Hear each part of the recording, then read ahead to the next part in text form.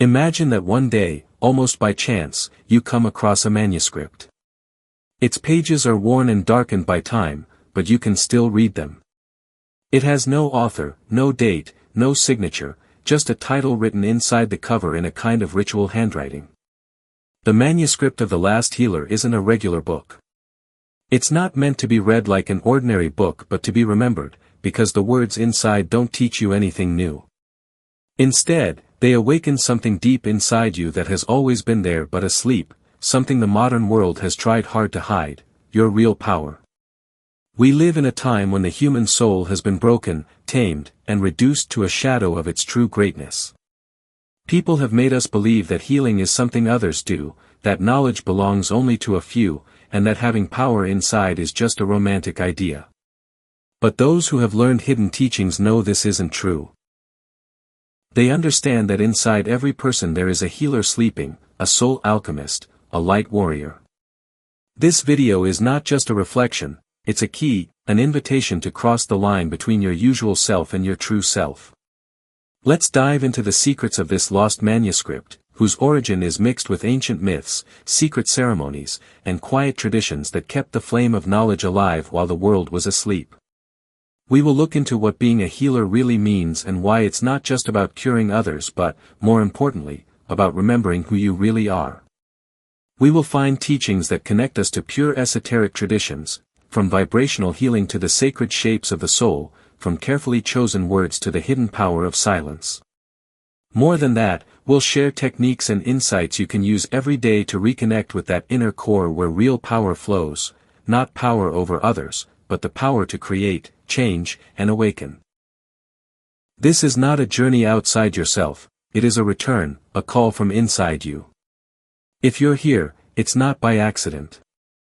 Nobody finds the manuscript of The Last Healer unless they are ready to read it. Not all knowledge is meant for everyone. Throughout history, some teachings were never shared in public or official writings. They were passed quietly, in whispers, in caves, in hidden temples, between those who knew some truths can't be given to people who aren't ready yet. Within these secret flows of wisdom, we find the mysterious figure of the initiatic healer and the tradition of living manuscripts, texts that don't just teach but awaken. The idea of a manuscript read not with the eyes but with the soul is found in many spiritual paths. In ancient India, the agamas and tantras were secret writings kept for those who had already changed through inner work. In ancient Egypt, the Hermetic texts, said to be from Hermes Trismegistus, were seen as coded keys to unlock the mysteries of inner healing. Even in Christian mysticism, the so-called apocryphal Gospels carry teachings about the inner light, the healing power of words, and the body as a living temple, ideas later hidden by strict dogma. In these traditions, the healer is more than just a physical doctor or healer of the body. The healer is someone who has learned to bring balance between the different parts of being, body, mind, soul, and spirit. They don't see themselves as a middleman but as a reminder, someone who activates the divine code written inside every person. So, the manuscripts they carried weren't just texts, they were tools to help people remember. Why was this knowledge hidden? Because true power cannot be controlled. Those in charge, whether religious, political, or cultural, fear people who remember their true selves, who have found their own source of wisdom and healing. That's why many of these teachings were silenced, twisted, or called heresy. But they never really disappeared, they just hid inside symbols. These symbols appear in shapes, chants, dreams, and texts that only open with the right key, an awake mind. The so-called manuscript of The Last Healer might not be a real book. It could be a symbol, a strong metaphor for the last spark of a lost line of wisdom. It might be real, hidden somewhere in the cracks of history, waiting for the right person to find it. What's clear is that its message, whether real or just a story, echoes the voices of those who, through time, kept the truth alive, that the power to change comes not from outside but from deep inside you. Understanding this isn't just interesting history, it's a kind of spiritual fairness.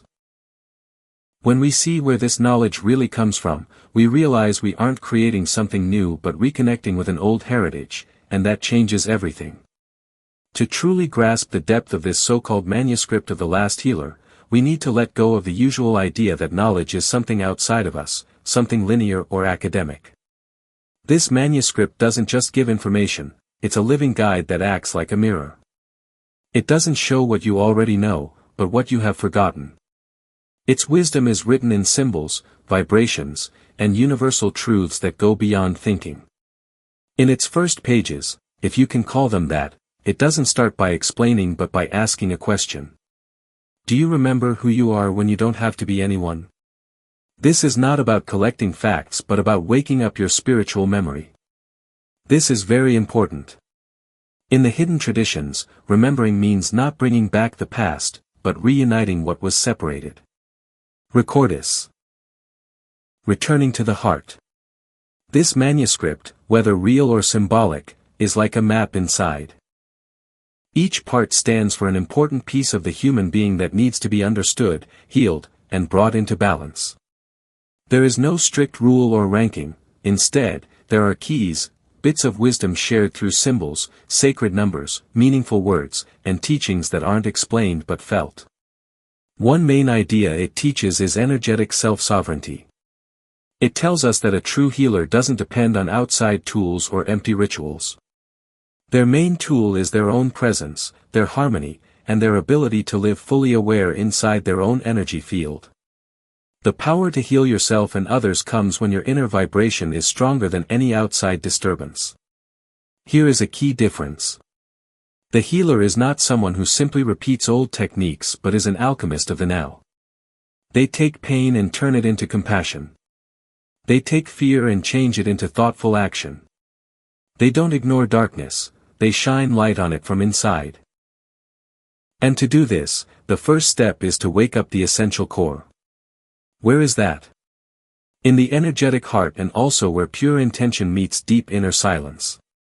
So, the manuscript does not offer a step-by-step method or quick fixes. It offers doors, and each door only opens with your own unique key, the one you made through every experience, every fall, every quiet search that you didn't know was part of your path. In its pages is a strong message: the healer is not made by training, they wake up, and that changes everything. It's no longer about looking outside for answers or trying to become perfect to deserve it. It's about remembering that the power you have been asking for is already burning inside you. You just need to claim it. This is the manuscript's first big shift, a call to stop learning and start remembering, to stop searching and start living inside yourself again. The manuscript of the last healer doesn't teach you how to perform magic, but how to be the channel through which magic, meaning conscious change, happens. As you go deeper into it, it becomes clear that real healing isn't about controlling outside energies or substances but about mastering your own vibrational energy. The manuscript shows that being a healer is mainly a way of being. It shares an important lesson: every person gives off a field, not just an electromagnetic field, as science is beginning to notice, but a field of awareness shaped by your intention, thoughts, feelings, and spiritual growth. This energy field isn't still, it's always moving.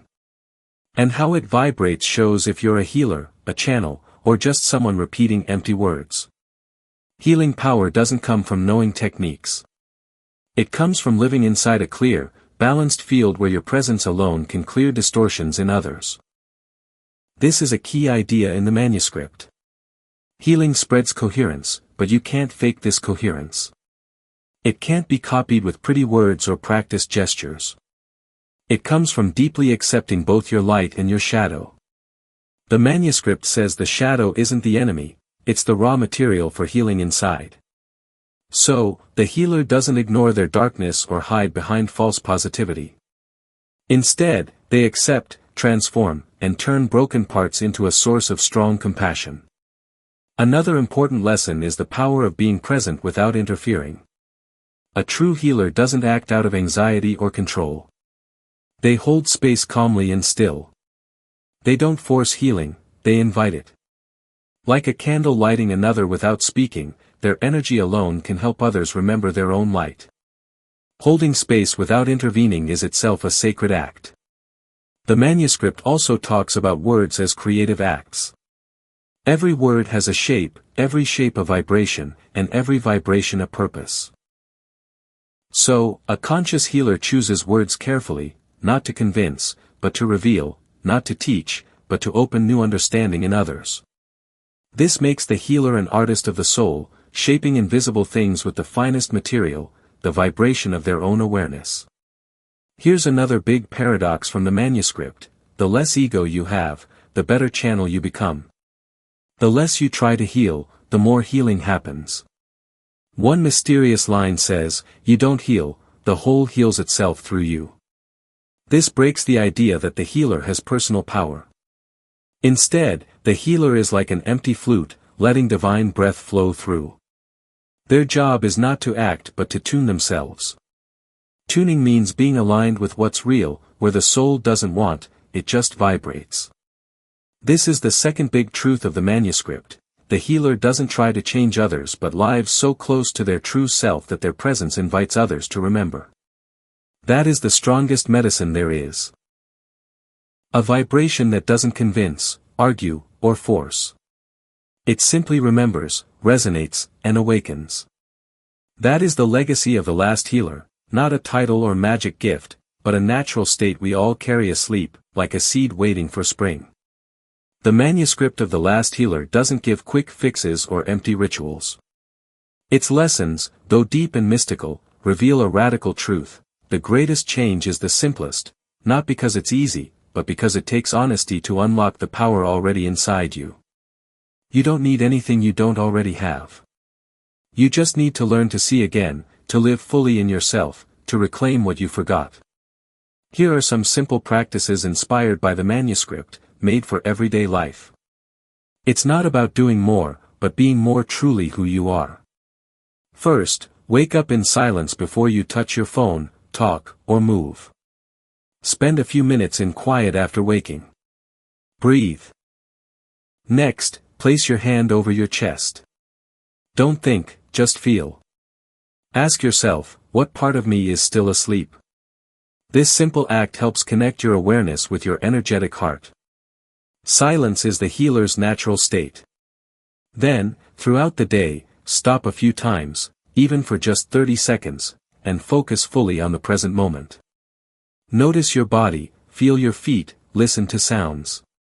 This keeps you grounded and strengthens your energy field. Your presence is the healing power. The more you're here, the better you can hold space for others and yourself. Third, watch your emotions without trying to change them. When hard feelings come up, don't run or suppress them. Feel them, watch them without judging, name them if you can: sadness, anger, fear, but don't tame them. The manuscript teaches that every emotion is a door, not a barrier. When you hold it with presence, the emotion starts to change, not in your mind, but in your heart. Fourth, be careful with your words like an alchemist. Speak less, but when you do, speak from your center. Don't copy others or talk just to fill silence. The manuscript says every word not felt builds a prison. Speak less, but speak what matches your deepest truth. True words heal, empty words weaken you. Fifth, turn everyday acts into rituals. A healer doesn't need a temple. Wash your hands as if cleansing your energy. Eat as if feeding your light. Walk as if the ground knows you.